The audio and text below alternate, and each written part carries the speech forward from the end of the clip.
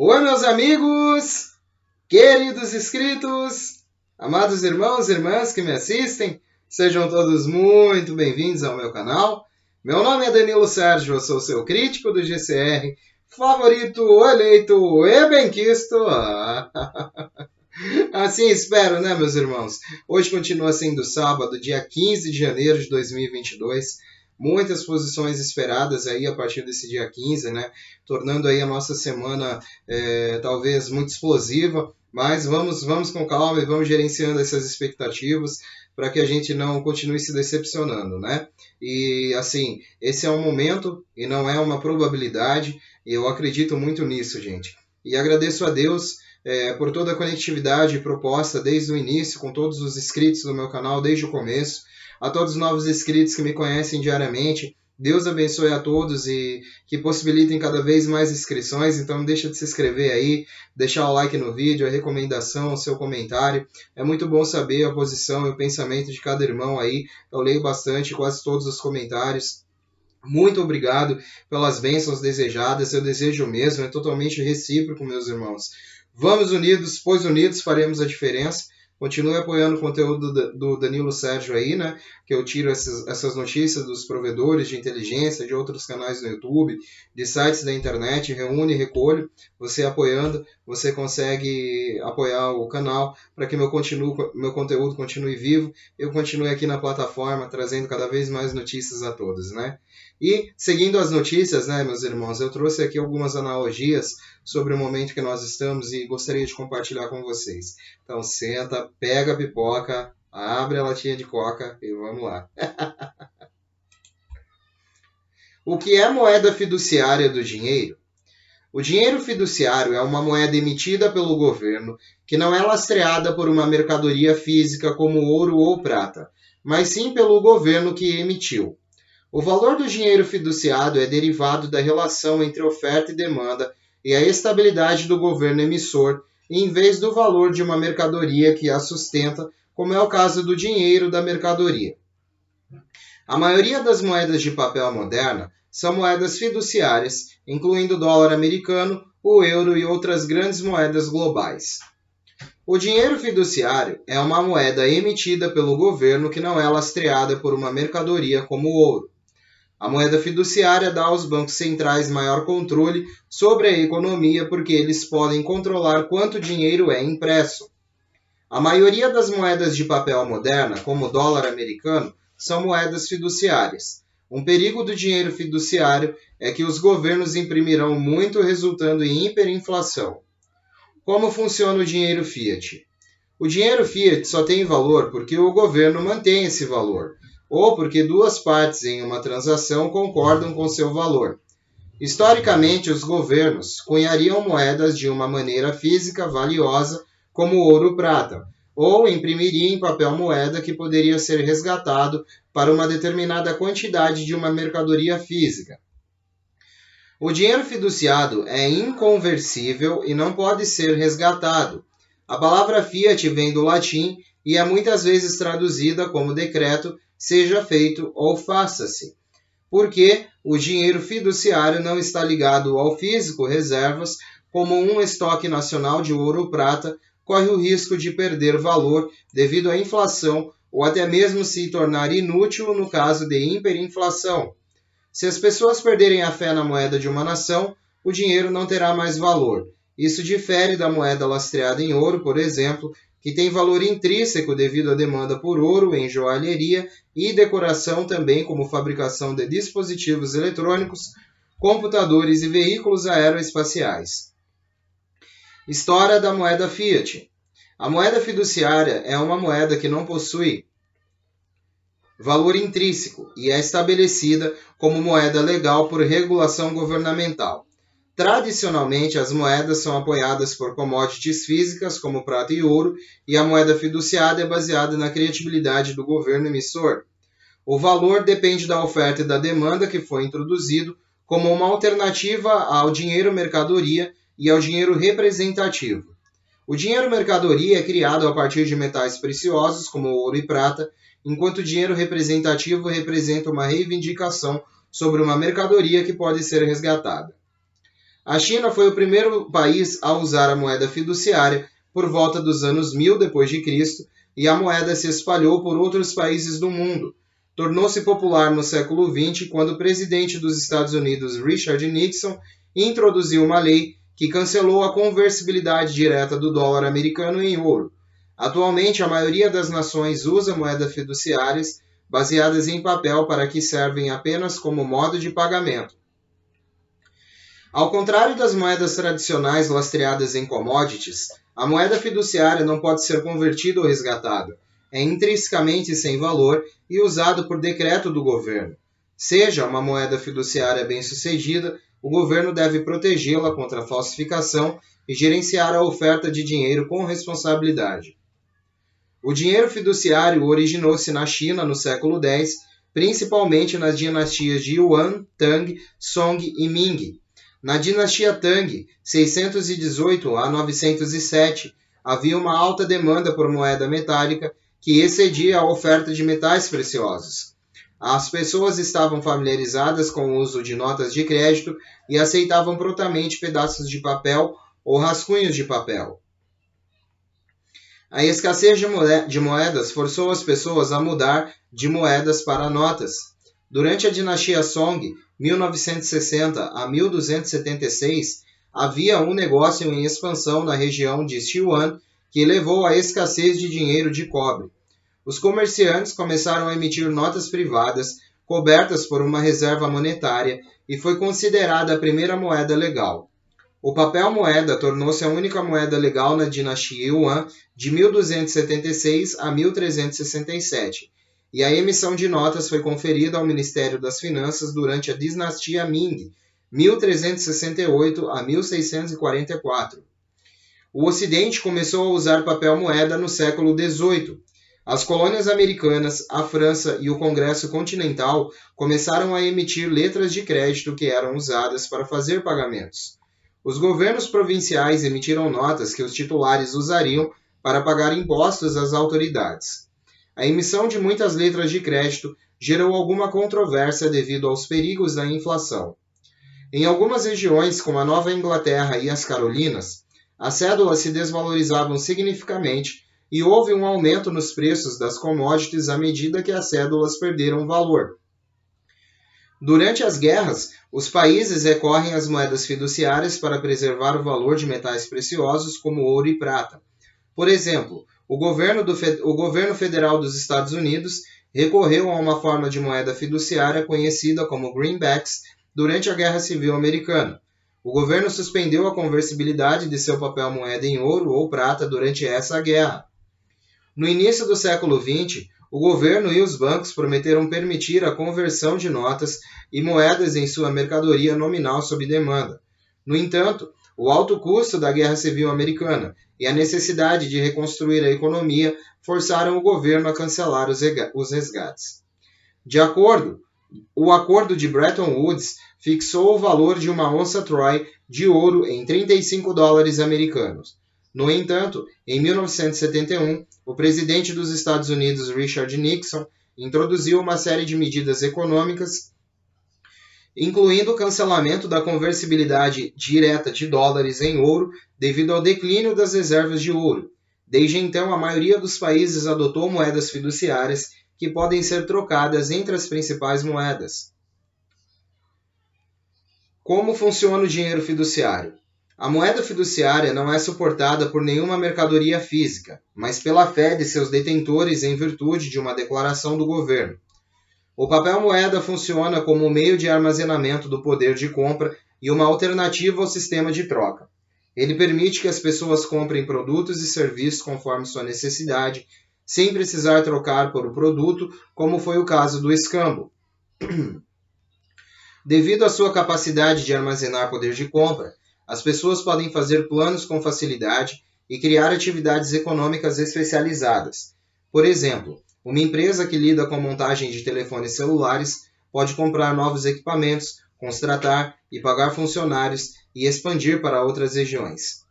O valor da moeda fiduciária depende do desempenho da economia do país, de como o país está se governando e dos efeitos desses fatores nas taxas de juros. Um país que passa por instabilidade política provavelmente terá uma moeda enfraquecida e os preços de commodities inflacionados, dificultando a compra de produtos que as pessoas possam precisar. Uma moeda fiduciária funciona bem quando o público tem confiança suficiente na capacidade de moeda a atuar como meio de armazenamento do poder de compra. Além disso, deve ser lastreado pelo crédito integral do governo, que decreta e imprime como moeda legal para transações financeiras. Vantagens e desvantagens da moeda fiat. A característica mais importante do dinheiro fiduciário é a estabilidade de seu valor, ao contrário do dinheiro baseado em mercadorias como ouro, cobre e prata. O uso da moeda fiduciária tornou-se popular no século XX, quando governos e bancos se mudaram para proteger suas economias das frequentes quebras do ciclo de negócios. As moedas baseadas em commodities são voláteis devido ao ciclo de negócios regular e recessões periódicas. Os bancos centrais podem imprimir ou reter papel moeda conforme necessário, dando-lhes maior controle sobre a oferta monetária, taxa de juros e liquidez. Por exemplo, o controle do Federal Reserve sobre a oferta e demanda de dinheiro permitiu que ele administrasse a crise financeira global de 2008, causando danos maiores ao sistema financeiro dos Estados Unidos e à economia global atualmente.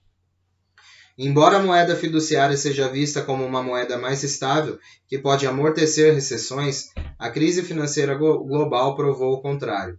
Embora o Federal Reserve controle a oferta de dinheiro, não foi capaz de impedir que a crise acontecesse.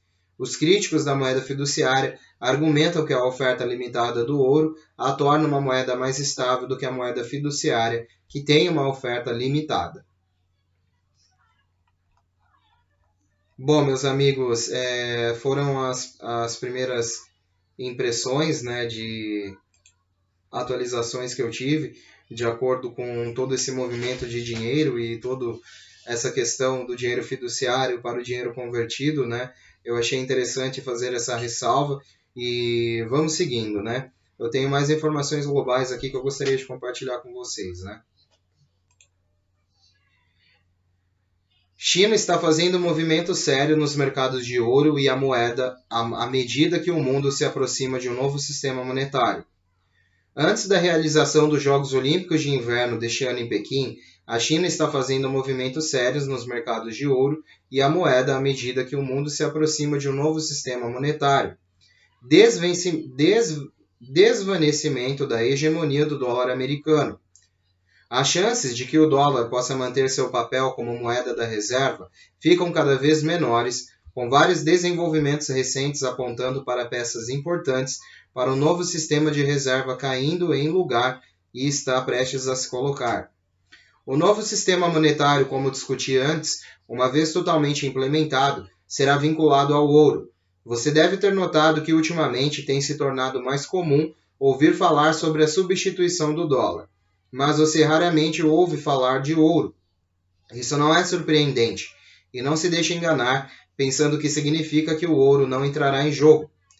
Se o ouro fosse invocado nesse estágio, provavelmente levaria um aumento caótico no metal, empurrando-o talvez para $5.000 ou até mais rapidamente. Isso interromperia uma transição ordenada para o novo sistema. É por isso que os insuficientes sejam pontilhados e cruzados para permitir que os ganhos iniciais do ouro ocorram de forma medida e você provavelmente não ouvirá o ouro sendo trazido para essa conversa. Inicialmente, a nova moeda da reserva provavelmente será baseada no Oriente e girará em torno do Yuan, mas o objetivo de longo prazo será uma cesta de moedas apoiada por um padrão ouro flexível e usada tanto pelo Oriente quanto pelo Ocidente. O alvo final do ouro dependerá de muitos fatores, incluindo a escassez potencial de recursos, mas como um número redondo, $20.000 parece certo. Isso soa improvavelmente alto. Lembre-se que o DJIA, agora, em 36 mil, foi negociado abaixo de 800 duas gerações atrás. O ouro pode subir. Vou chegar aos desenvolvimentos recentes mencionados em um momento. Antes, porém, alguns comentários sobre a volatilidade que temos visto no mercado de ouro. Longe de sugerir que o ouro não tem capacidade de ancorar um novo sistema monetário, deve ser visto como um esforço desesperado destinado a ser inútil para evitar as mudanças que estão por vir. A volatilidade do ouro no contexto de novos máximos históricos e em matérias-primas, incluindo alimentos e matérias-primas industriais, juntamente com rendimentos reais negativos quase recordes, fornece o tipo de ambiente para induzir medos do dólar e paraísos de ouro. A última vez que as commodities foram negociadas, nos níveis atuais, os rendimentos de 10 anos foram mais que o dobro dos níveis de hoje, e a inflação medida por medidas abrangentes, não apenas a inflação de commodities, foi muito menor que hoje. A volatilidade do ouro pode persistir por mais algum tempo. Minha estimativa é que o ouro será limitado a $1.680 e mais provavelmente no lado negativo. Então, uma primeira meta com preços muito mais altos. E depois disso? Arábia Saudita e China formando laços muito estreitos. Agora, para os desenvolvimentos que trouxeram o novo sistema monetário mais próximo, em novembro do ano passado, o Wall Street Journal publicou um artigo de opinião de Karen Elliott House, jornalista premiada, ex-diretora do WSJ e autora de um livro sobre a Arábia Saudita. Seu artigo intitulado Arábia Saudita se volta para a China e detalha os laços cada vez mais estreitos entre os sauditas e a China.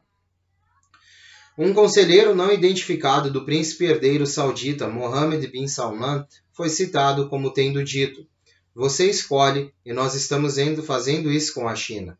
Para facilitar o relacionamento, o reino saudita está ensinando mandarim nas escolas.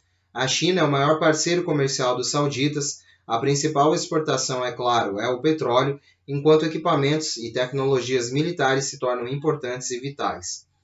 Isso também não deve ser uma surpresa, uma vez que os Estados Unidos não vendem mais armas ofensivas sauditas e recentemente removeram os mísseis Patriot defensivos. A atual proximidade entre a Arábia Saudita e a China está compensando e mais um pouco os laços mais frios entre a Arábia Saudita e os Estados Unidos. Mais recentemente, o jornal informou que os sauditas começaram a fabricar mísseis balísticos usando tecnologia chinesa e especialistas chineses. Essa cooperação militar ocorreu por vários ataques de drones contra os sauditas e sua infraestrutura de petróleo. O mais bem-sucedido desses ataques foi em setembro de 2019, que reduziu temporariamente a produção do petróleo saudita pela metade. Por uma grande margem, os sauditas são a grande arma no petróleo no Oriente Médio.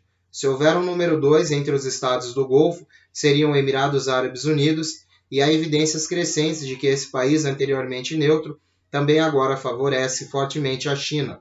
De acordo com o Financial Times, os Emirados Árabes Unidos e os Estados Unidos adiaram as negociações sobre a proposta de compra de 50 caças F-35 por $23 bilhões. O motivo foi a insistência dos Estados Unidos de que os Emirados Árabes Unidos abandonassem os planos de instalar equipamentos Huawei 5G e que proíbam a China de construir um posto militar na costa dos Emirados Árabes Unidos. Adiamento das negociações é um eufemismo para o cancelamento de compra, já que os Emirados Árabes Unidos encomendaram aviões quase comparáveis dos franceses. A China agora protege os campos petrolíferos sauditas, embora a China seja o maior parceiro comercial dos Emirados Árabes Unidos e da Arábia Saudita. Seu papel na proteção dos campos petrolíferos é particularmente significativo. O quid pro quo, décadas atrás, que levou o petrodólar a substituir o dólar lastreado em ouro, foi um acordo de que os Estados Unidos protegeriam os campos petrolíferos sauditas e o trânsito do petróleo saudita em troca do preço do petróleo saudita em dólares. Esse acordo foi um passo fundamental que permitiu que o dólar mantivesse seu papel como moeda da reserva mundial com o comércio mundial cotado em dólares. China, petróleo e ouro. Defendo há vários anos que a China, começando com a Bolsa de Petróleo de Xangai, na qual as vendas de petróleo são de fato lastreadas em ouro, pretende não apenas mecanismos de descoberta de preço, como bolsas de commodities em moedas lastreadas em ouro, mas também grandes contratos de entrega de petróleo. Um obstáculo tem sido que muitos sistemas de armas dos Estados Unidos especialmente, permitam que usuários sejam monitorados com câmeras em praticamente todos os cantos dos aviões e as ações dos pilotos. Além disso, os recursos disponíveis para os pilotos também podem ser monitorados. Esse tipo de monitoramento funciona como uma espécie de garantia e os pilotos não se sentem necessariamente à vontade para operar o complexo maquinário. A estratégia chinesa combina o novo pensamento árabe e os operadores de armas são autônomos. China e Irã. Os chineses são totalmente transacionais em suas amizades, dispostos a trabalhar com países quaisquer que sejam suas dinâmicas internas. Eles não têm nenhum problema em fazer amizade com os estados do Golfo, ao mesmo tempo em que trabalham com um inimigo jurado desses estados, o Irã. De fato, sua amizade com o Irã é algo que eles trazem à mesa na negociação de contratos de petróleo em moedas diferentes do dólar. Você teria que ser muito ingênuo para acreditar que os iranianos não estavam por trás dos ataques de drone nos campos sauditas, que os Estados Unidos não puderam controlar, mas que ocorrem por causa da inimizade dos Estados Unidos e Irã. Por outro lado, a China assinou recentemente um acordo de 50 anos com o Irã, um sinal de sua grande influência no país. Houve também desenvolvimentos mais amplos. É notável que a parceria abrangente regional, o maior acordo comercial da história, começa a entrar em vigor este mês. O RCEP abrange 15 países na Ásia e no Sudeste Asiático.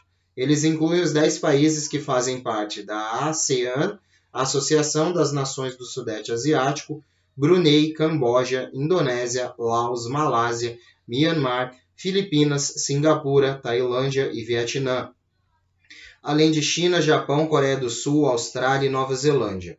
Juntos, os signatários respondem por 30% do PIB mundial e abrigam aproximadamente 2,2 bilhões de pessoas. O fato de que os países nesse acordo incluem 2 aliados firmes dos Estados Unidos, Japão e Austrália, bem como Coreia do Sul um pouco menos firme, aponta fortemente para o Oriente, emergindo como um bloco econômico. A Índia também negociou com os signatários, mas acabou por desistir, embora seja possível que venha a aderir no futuro.